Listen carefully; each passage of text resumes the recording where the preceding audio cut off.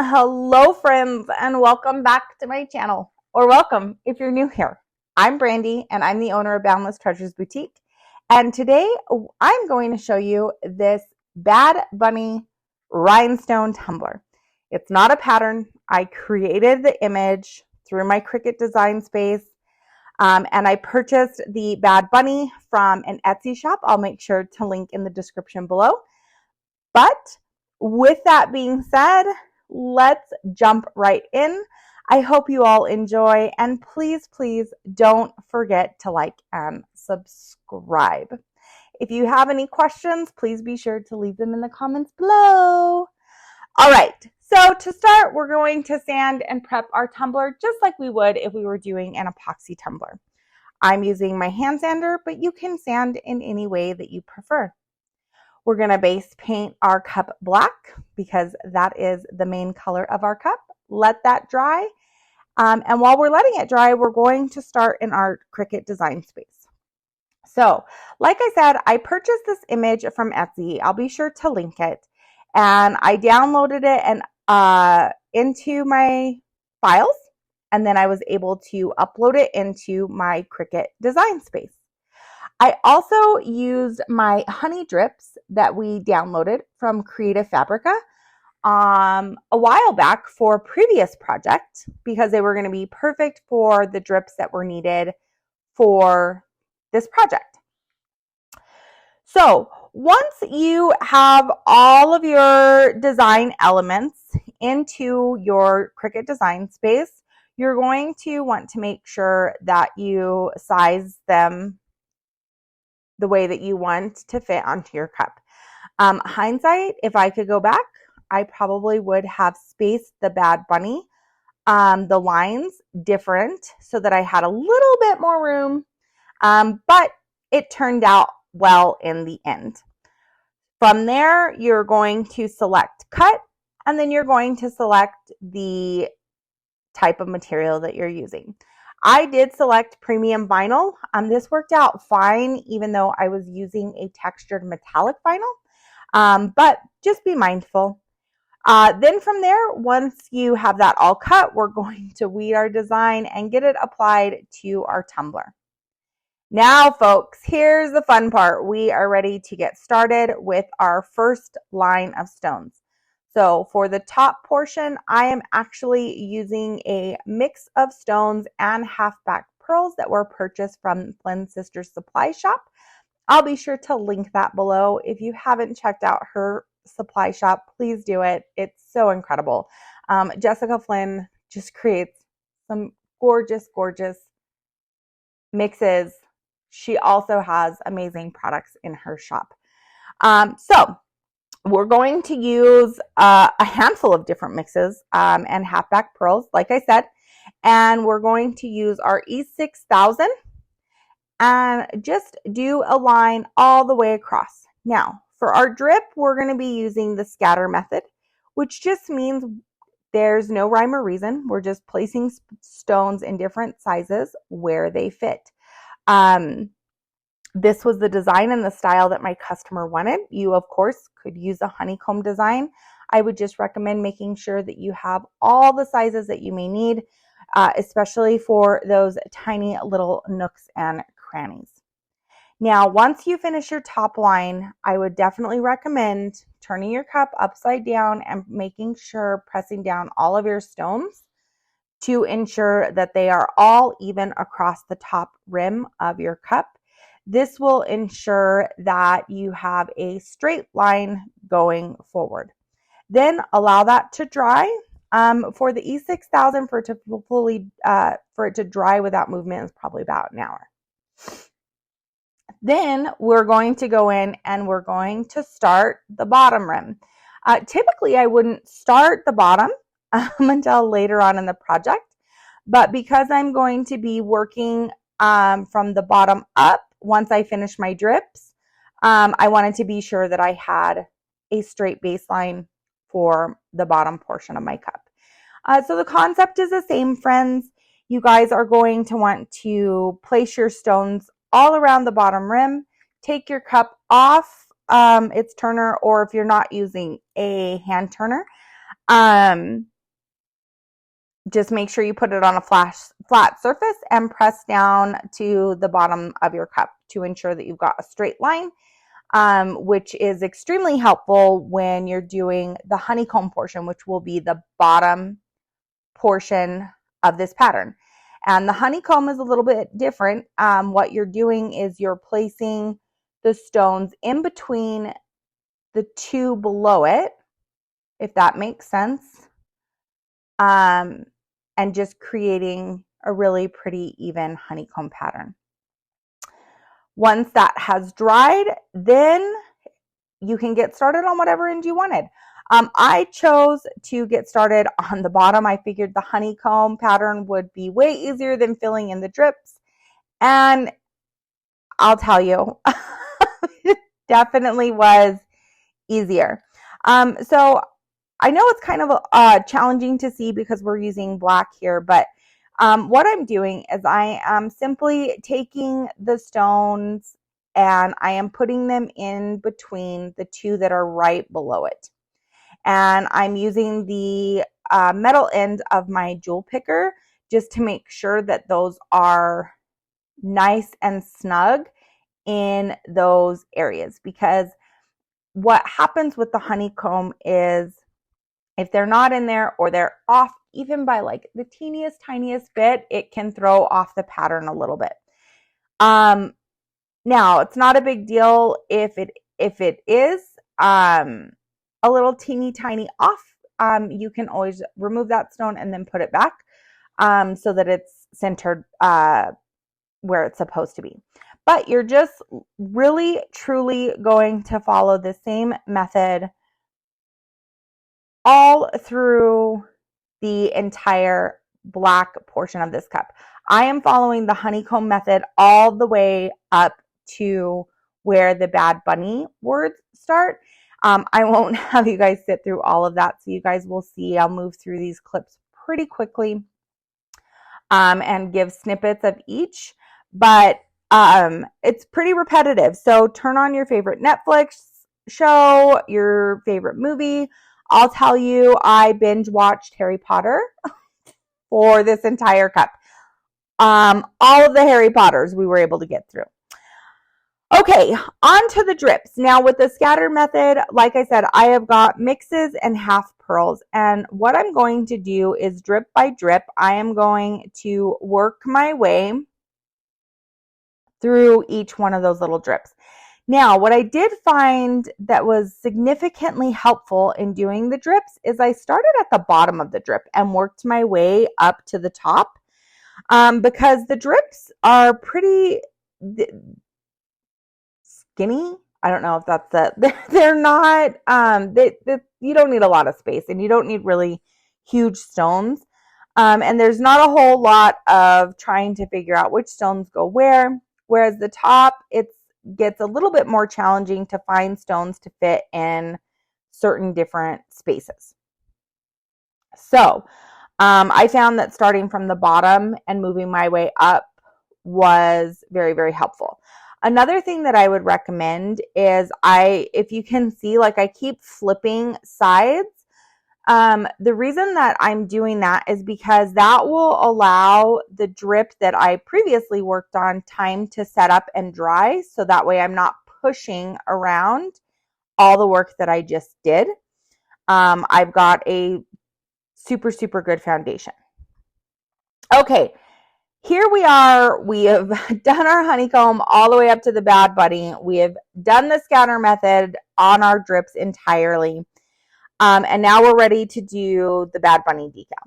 So with the letters, I used SS3s to fill in the black portions of the letters and any little nooks and crannies that couldn't fit SS16s. And then I used SS16 stones as often as I could. What I'll tell you is I couldn't get SS16s to accomplish the entire letter for all of my letters, but I used the SS16s as often as I could so that I could maintain the integrity of the design. And then from there, I filled in any blank spots with my itty bitty teeny tiny stones. So I would also recommend, if you're going to start a project like this, regardless of what colors you're using or what the patterns look like, if you are going to do something similar to this, please, please, please do yourself a favor. And I would go as small as your SS3s to as make sure you have like one bag of all the sizes up to your largest size. So in this case, I had SS3s all the way up to SS16s. I would have been in a pretty tough spot with a lot of blank spaces had I not had all of the different sizes. And then once you get around the words, again, you're going to need some of those smaller stones to fit in those blank spaces around the lettering and your bunny portion on both the outside and the inside. Now, hindsight, I probably could have gone in and outlined the lettering in the black smaller stones, and then and same with the inside, and then filled in the rest.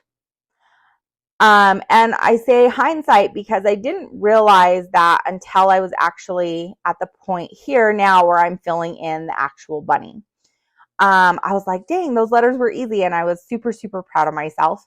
And then I got to the bunny portion, and there were parts where I used stones that were smaller than SS16s, and it just didn't look right. So I actually ended up popping those ones off and then going back in and filling them in with SS16s as much as I possibly could. So what I'll tell you is use the bigger stones as much as you can to fill in. This just helps a more fluid look for your design. And then you fill in the blanks with your smaller ones. That way you're not having to go back and you're not having to pop off the smaller ones. It just flows better, in my opinion. If you guys have a better way to do this, please drop it in the comments. I would love to know. Rhinestoning has been like so much fun. I am seriously obsessed, but I still have so much to learn. So I'm grateful that I get to share what I am learning as I am learning it with you guys. So from here, you are really just going to finish filling in your bunny, and placing all of those stones where they need to be. I'll tell you, like around the eyes, that's where I used a lot of the little stones and went back and had to change that. But we're just gonna keep on keeping on. You guys, rhinestoning is super fun and it's super repetitive. That's what I love the most about the honeycomb method, is that I just literally can zone out and make something incredibly beautiful. The scatter method I really, really love because I don't have to worry about straight lines. I don't have to. So each method has its own perk. And there's also a cushion method. I have not done that yet, but once I do, I'll make sure that I do a tutorial for you guys and let you all know. But this, all in all, took, like I said, I worked on it through all of the Harry Potter movies. So I don't know, there's 7 of them. So this probably took a total of 14 hours to complete. I did not do it in one sitting. I took breaks. I'll tell you, from start to finish, it took me about 3 weeks. So I would tell you, if you're doing rhinestones for customers, just make sure you set proper time expectations with them. Like, I would have hated for my customer to think that I would have this done in 7 days and that not been the case, because you probably will need to take some time and step away, unless you're like a bling queen. And then please share your secrets with your girl, because I couldn't stay sitting for that long. And even like doing the clips for this tutorial, I probably did them in like 20 or 30-minute segments, and then turned off my camera and kept going. So what I'll tell you is, make sure that you've got the time that you need to do it. Make sure that you're taking breaks, because your body needs that. But I know that every rhinestone cup I've done, when I'm finished with it, there's just this sense of like, oh my gosh, and it's so great. Yeah, that is pretty much it, friends. I think that I ended up showing you through the drips here too. And really the method is kind of the same as the Bad Bunny. You're going to want to make sure that when you're working on those drips that or like around the drips, that you have your little stones ready to go. Same with the outside of the Bad Bunny portion of it. Again, I think one of my biggest takeaways, and one of the things I'll do differently on the next cup, is I'll make sure that I outline my vinyl template first with my smaller stones, and then move in to just kind of filling in the blanks. Then I feel like that would make it a lot easier.